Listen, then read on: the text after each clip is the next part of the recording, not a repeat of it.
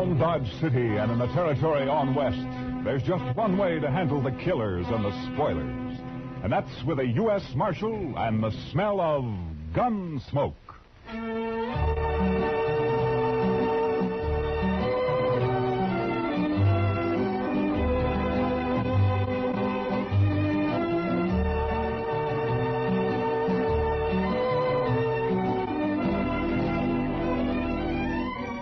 Gunsmoke, starring William Conrad. The story of the violence that moved west with young America. The story of a man who moved with it. Matt Dillon, United States Marshal.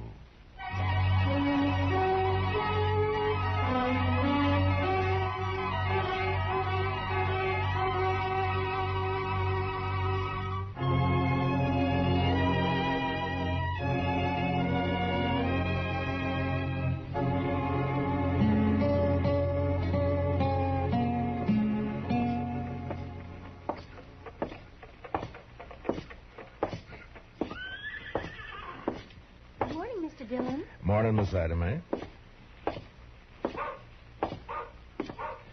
Hi, Marshal. Good morning, John. Hey, Matt. Wait a second. What? Oh, hiya, Doc. Oh, on my way over to jail. After you. Oh? You heard about the Longhorn? No, what about it? You haven't heard, or you wouldn't ask. Well, heard what, Doc? Well, I'll walk along with you if you're heading that way. Well, as a matter of fact, I was heading that way. Hey, what's all that crowd out in front there for? In due time, Matt. In due time. You know, Doc, there's only one thing that makes you happier than having a secret, and that's to collect your coroner's fee. Yeah, might get a fee out of this, too, for it, Silver. No wonder you're all worked up. Hey, have you heard about the Longhorn? It's the doggone thing. Your Longhorn's the doggone thing I ever come across. Morning, Mr. Dillon. Hiya, Chester. Say, you heard about the Longhorn? No, Chester, I have not heard about the Longhorn. What? He's upset, Chester. He's the only man in Dodge who hasn't heard. But so help me, Doc, if this is one of your practical jokes. No. I had nothing to do with it. You'll see. Will you pardon me, ma'am? Let him through. Pardon me, please. Let me through. Excuse me.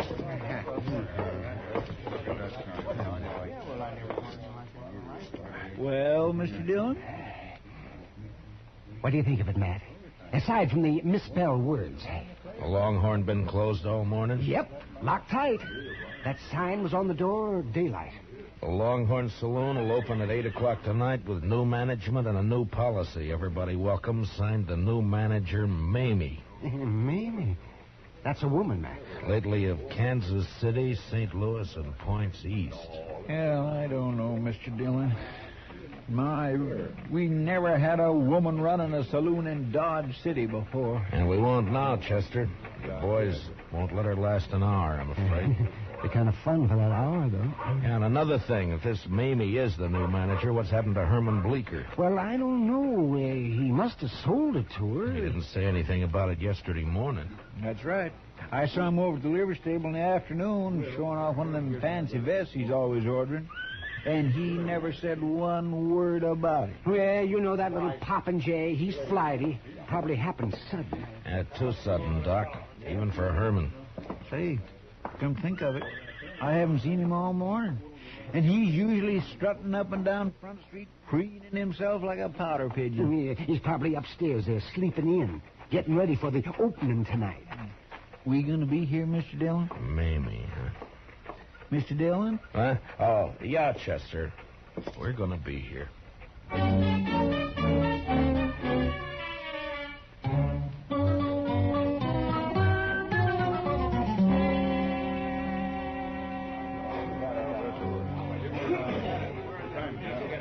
I'm sorry, boys, but she's upstairs. Said she'd be down about 8 o'clock, and that's all I know about it. Now, if you want to order anything, let's hear it. And if you don't, just shut up. Say, the boys are acting kind of rambunctious, Mr. Dillon. Yeah, she'll wish she stayed in St. Louis and points east. Say, Matt, I was talking to the bartender. I asked him what she looks like. And he said if he told me, I wouldn't believe it. Now, the fella I'd like to talk to is Herman Bleeker. Yeah, well, nobody's seen hiding ahead of him. You know, Matt, I'm beginning to wonder, too. Howdy, strangers. What? Welcome to the Longhorn. I'm Mamie, the new owner. Mamie? My gracious sakes alive. 190 pounds if she weighs an ounce. Yeah, that bartender was right. I wouldn't have believed it. Boys, looks like we're going to be doing business together, so let's get things straight right in the beginning. Now, in the first place, the minute you stick your foot inside that door, you're on my stomping ground. I'm the boss of this shebang, and don't you ever forget it. When I tell anybody to hop, he hops. Is that clear? Now, tell you what, I aim to give the squarest deal in town. All the liquor here is going to be aged over 30 days, and the dancing girls aged under 30 years. The liquor is straight, and the girls are graceful.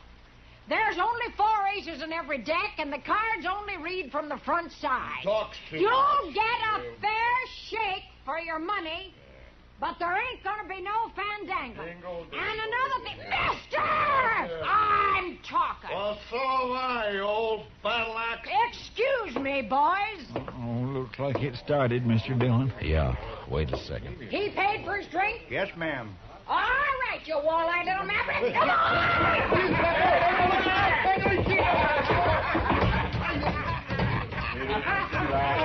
his head out after him. Now, as I was saying, boys, I just won't stand for no fandangling.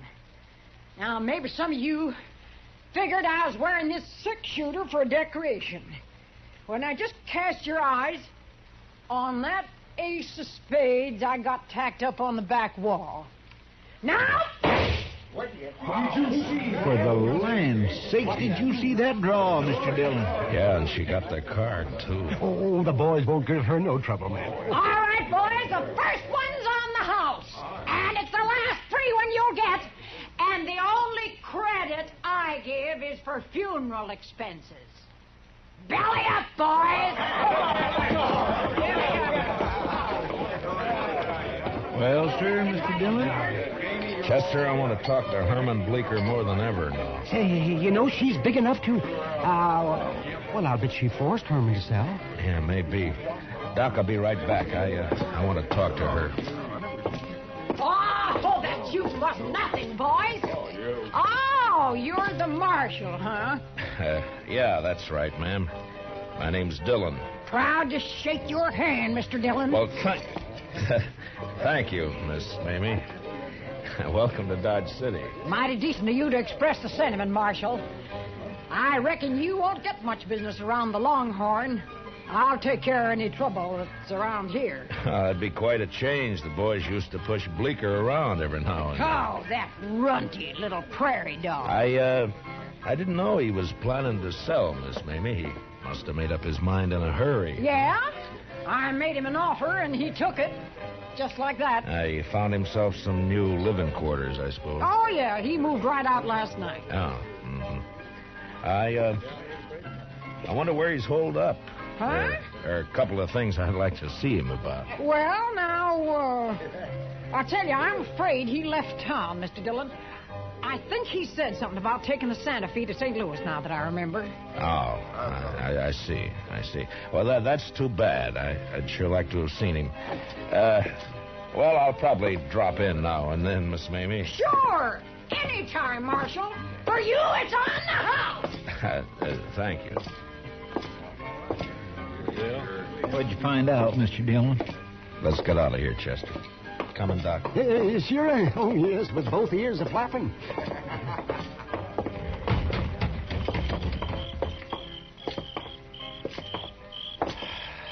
Well, boys, what do you think of her? Oh, my gracious, Mr. Dillon, I sure would hate to meet her in the dark. Oh, why, she's got a voice like a buffalo. Ain't it awful? It just itches your ears, don't it? Why, the woman's a human monstrosity. I still haven't seen Herman. Huh.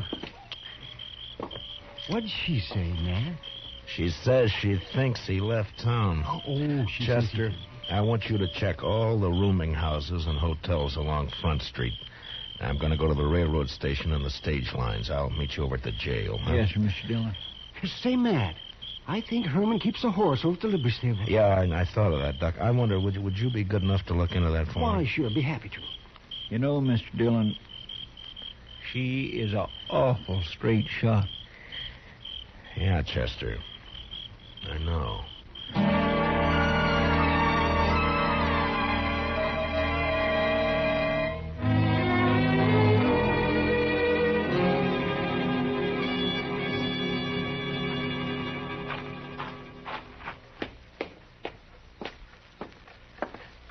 You here, Matt? Oh, yeah, come on in, Doc.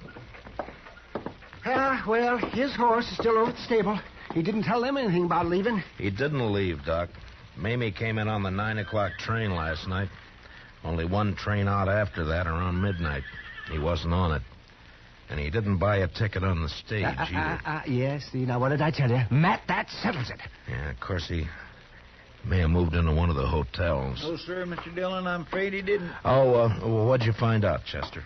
That nobody in this town has seen Herman Bleecker since around 9 o'clock last night. Matt, I knew I'd get me a fee out of this, one way or the other. Well, don't spend it yet, Doc. What? Buenos noches, señores. Oh, Manuel. Come on in. Come on in. Gracias, señor Dillon. Well, what's on your mind? Pues, señor, I was at the railroad depot when I hear you ask about the little one, el señor Bleecker. No? And the other, the señora. Oh, there is much woman on that one. Well, there's no argument there, Manuel. Señor, last night I have seen something which is strange. No? I am come home very late, 1 hour, 2 hours before dawn. I was visit a friend, you understand? Yeah, I understand. You see, I am walk home in much hurry, and it is very dark, senor, when at once I see this lantern in the arroyo behind the Longhorn Cantina. Oh, a lantern, you say? I am think, what is this? So I wait, and this lantern is come toward me. And when it is close, oh, this woman who I have no see one like her. Oh, what a scare. Well, what was she doing in the arroyo? I do not know, but is one thing I forget. She has carried something in her hand. Well, what was it, Manuel? A shovel, senor.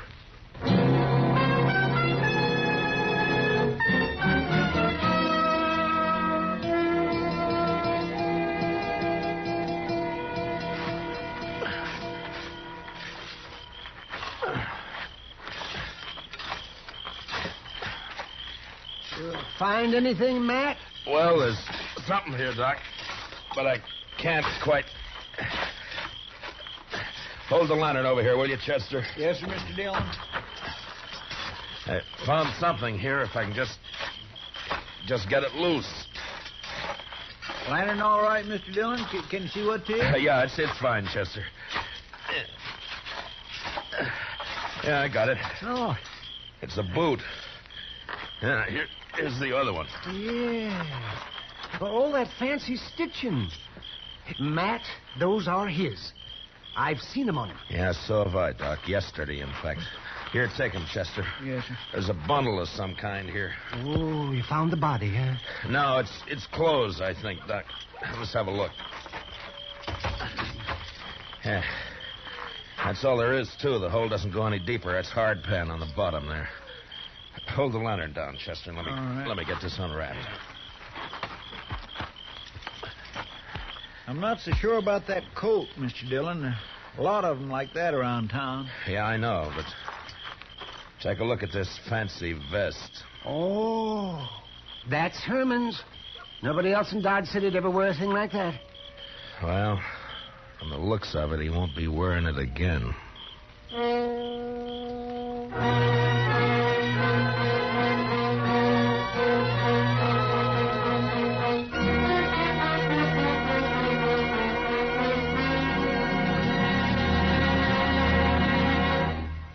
We will return for the second act of Gunsmoke in just a moment. But first, the escape car speeds from the scene of the crime, and the victim notes its license number. Police investigating the case discover the car has an ironclad alibi. That just begins the excitement on tomorrow night's Gangbusters program. It's the case of the twice-parked car, an authentic crime story taken from actual police records. Don't miss Gangbusters, presented by CBS Radio tomorrow night over most of these same stations.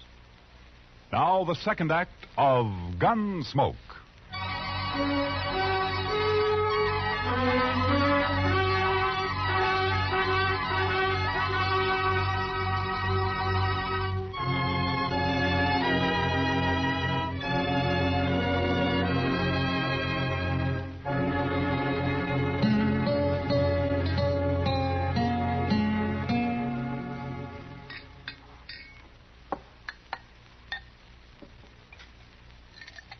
How you coming, Doc? Now, don't rush me, Matt. Don't rush me.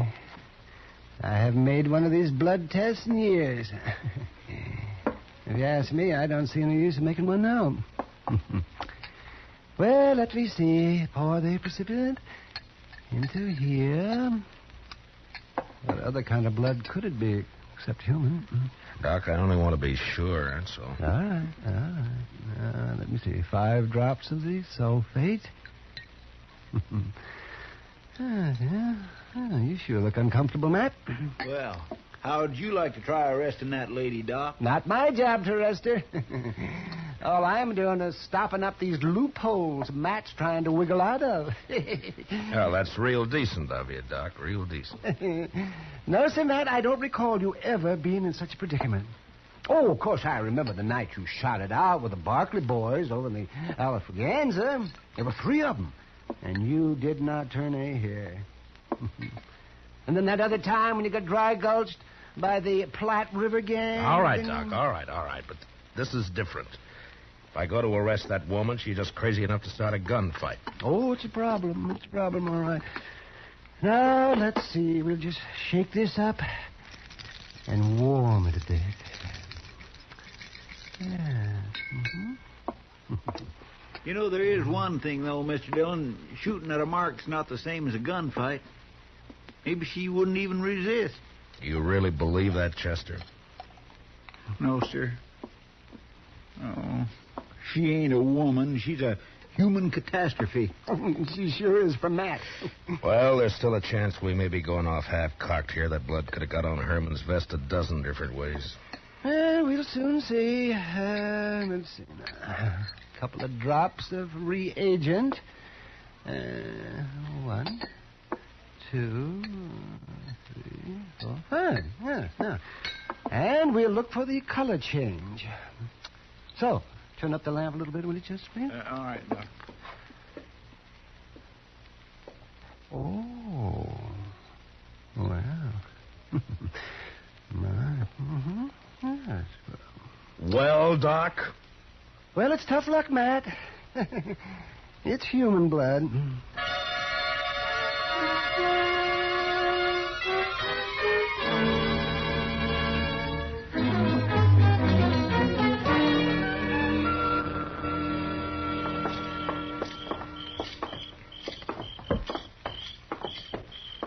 Hey, Matt, I thought we was going over to the Longhorn and talk to Mamie.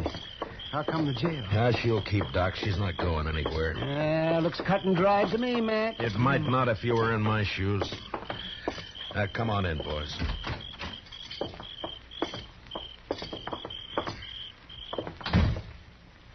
You know, Mr. Dillon, when I talked to the barkeep, Finnegan, he said that when he showed up this morning to open the saloon, that woman was already inside waiting for him.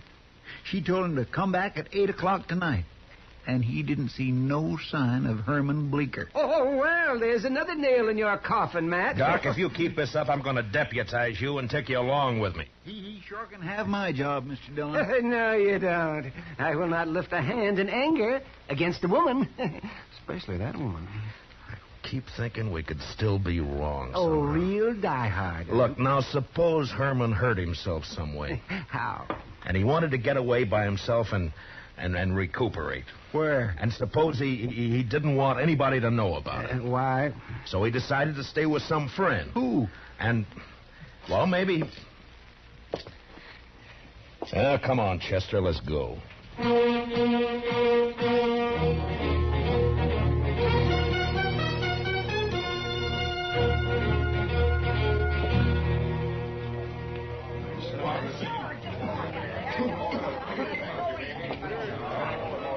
There she is at the end of the bar.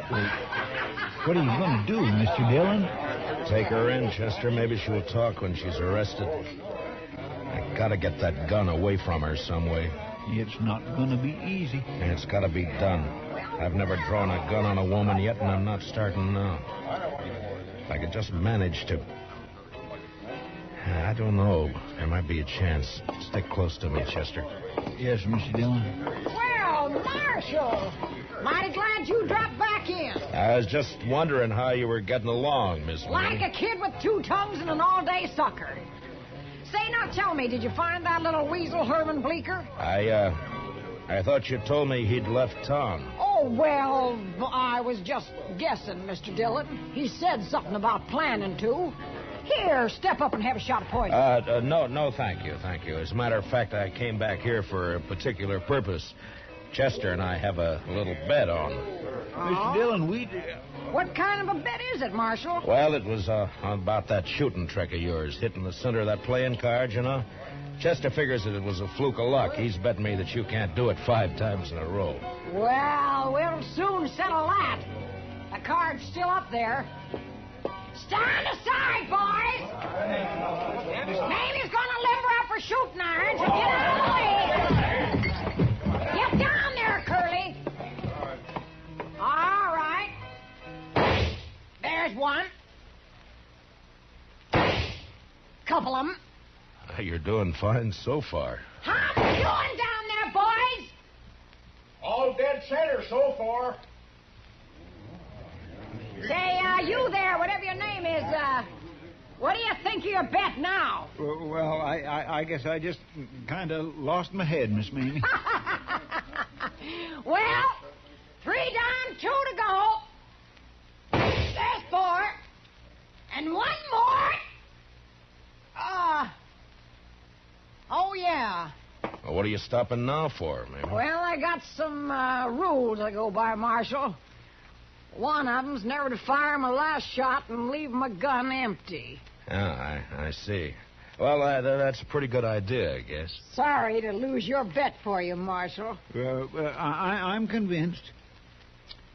Well, I guess that didn't quite... Chester. Miss Mamie, I guess you're not a gambler yourself, huh? Who says so? I'll take a fair bet at even odds any day of the week and twice in Philadelphia. Well, in that case, I'll make you one. I got a pretty fair gun here. Or at least I thought so till I saw yours in action. Well, I'd say yours every bit as good as mine. Well, then how about a bet? Your gun against mine on the 1-cut high card, huh? Well, now, how? I didn't... Of course, it's all right with me if you'd rather back out on it. Who's backing out? You got yourself a bet, Mr. Dillon. Finnegan, shuffle us a deck. Okay, Miss Mamie. It's a better a fight. Mamie never backs out. There you are, Miss Mamie. Now, who goes first, Mr. Dillon? What? Ladies, always. All right. If you're a friend, Lester will cut him for us once. It's Chester. Never Chester mind. be Cut proud. the cards. Yes, sir. Ma'am. Now, let's see what we've got. Jack of spades. That's not bad. Plenty good, Marshal. Plenty good enough to beat anything you can... King of diamonds. All right. I'm beat. Fair and square. You won yourself a gun. Thank you. Here, Chester, will you take it? Yes, sir. And now the handcuffs. Here, now! Maybe you're under arrest. Why, you, of all the sidewinds and double-crossing backhanded... Mamie! Now, you're going to stay fastened to me until I get you in a cell, so you might as well make the best of it. Why, you. And as far as that's concerned, you'll be safer in jail than out of it once word gets around. What? People here in Dodge City thought a lot of Herman Bleecker. That little sawed-off groundhog. That's no excuse for killing him in cold blood. What? You heard him, Mamie. You killed me. Bleecker! This is the biggest night of my whole life. To hear somebody finally shut Mamie up and make her like it. The marshal's a gentleman, you little weasel. He knows how to talk to a lady. And to hear you say how much the town thinks of me, Mr. Dillon. What's this all about, Herman? Well, I'll tell you what it's all about. yes. This little grub worm ran out on me in Cincinnati 3 years ago. Like to broke my heart. I've been hunting him ever since, and last night I found him. I wailed the living daylights out of him. Yeah, he looks like it. But why did you bury his clothes? Mr. Dillon, would you want to be married to a man that dressed like that? She pretty near murdered me, though, Mr. Dillon. I've been up there in bed all day, just too bruised and embarrassed to hobble downstairs. Oh, we had our ups and downs, Marshal, me and Herman. You know how it is. Can't live with him, can't live without him. Chester, give me the keys to the handcuffs, will you? Yes, sir. I got them right here. And well, I guess they're over in the... What's the matter, Chester? Oh, Mr. Dillon, when we were digging out there, guess I must have lost them.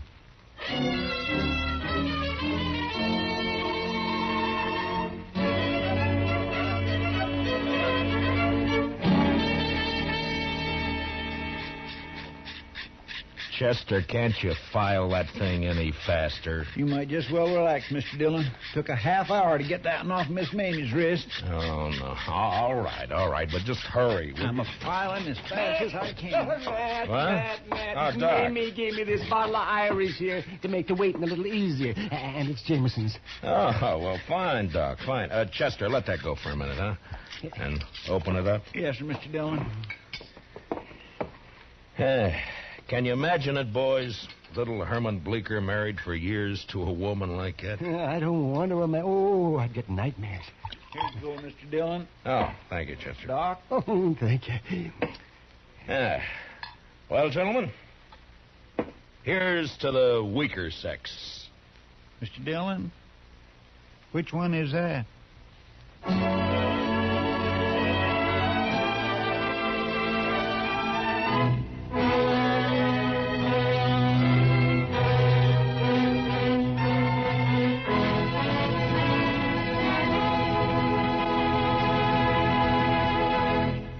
Gunsmoke, under the direction of Norman Macdonnell, stars William Conrad as Matt Dillon, U.S. Marshal. Tonight's story was specially written for Gunsmoke by Les Crutchfield, with music composed and conducted by Rex Corey. Featured in the cast were Jeanette Nolan as Mamie, with John Daner, Ralph Moody, and Byron Kane. Parley Baer is Chester, Howard McNear is Doc. Join us again next week as Matt Dillon, U.S. Marshal, fights to bring law and order out of the wild violence of the West in Gunsmoke.